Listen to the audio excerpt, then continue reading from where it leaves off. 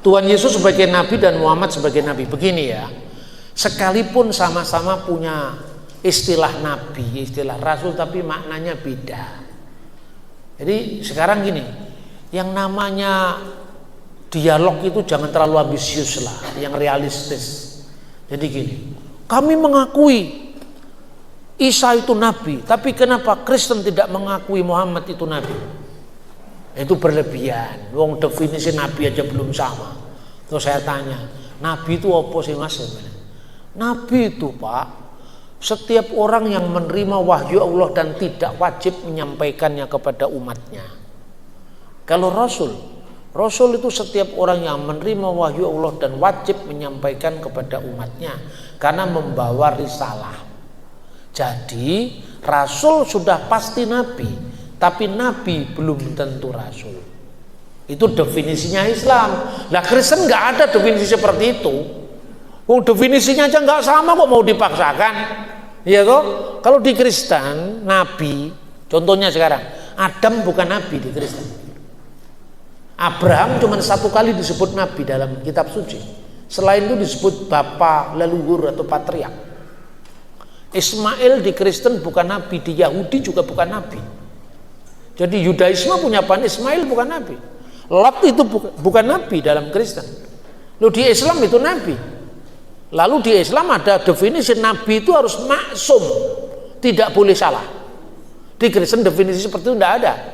Makanya ketika ada membaca teks Alkitab, Lot berlaku tidak senonoh atau tidak disenonohi sama anak-anaknya. Akhirnya lahirlah orang-orang Amon dan Bani Moab itu. Maka dikatakan, wah nabi kok kelakuannya kayak gini. Terus saya jawab dengan garis lucu tadi, yang mengatakan Lot nabi itu sopo Thomas? Ya kami. Lu sing ngarani nabi kowe kok aku kok libat nih. Lot itu bukan nabi memang dalam itu harus clear. Dialog itu berani menyuarakan perbedaan. Itu ya. Kemudian Rasul dalam Kristen itu bukan nabi. Rasul itu adalah utusan kongregasi. Jadi kalau di dalam ini saya ngutip dulu ya, orang Yahudi. Musa telah menerima Taurat dari Sinai. Jadi Kibel Mose Taurat mi Sinai itu dalam traktat Pirkei Avot 1. Itu Talmud itu, Mishnah. Musa menerima Taurat dari Sinai, lalu memberikannya kepada Yosua. Yosua memberikannya kepada Liskenim. Skenim itu tua-tua Israel. Wiskenim misaruha linebiim, dan Skenim memberikannya kepada nabi-nabi. Nabi-nabi mewariskan Taurat itu kepada para hakim di Knesset. Di Knesset itu mahkamah agama. Jadi kepada Ensai Knesset Hagadol, kepada mereka-mereka yang ada di mahkamah agama. Untuk apa Taurat diberikan? Satu, untuk bahan pertimbangan hukum. Makanya Yesus dituduh melakukan penghujatan terhadap Allah berdasarkan Taurat.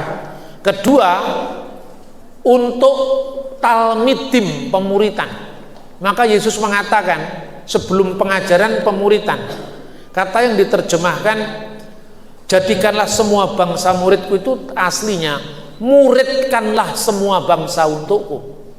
Karena itu dari Talmud Yahudi, talmid menjadi murid ya, apostolos, itulah rasul.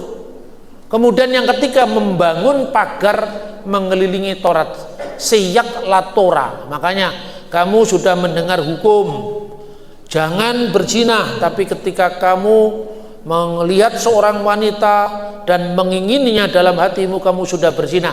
Ini yang namanya siyak la Torah, membangun pagar mengelilingi Taurat. Ini Yesus juga ada kesamaannya dengan pengajaran kaum Farisi, ya. Kemudian pola penerus sampaian tanpa putus dari sumber utama, itulah yang diikuti pola seks sosio apostolik oleh gereja. Kira-kira seperti itu. Makanya antara Islam dan Kristen berbeda sama sekali dalam soal ini.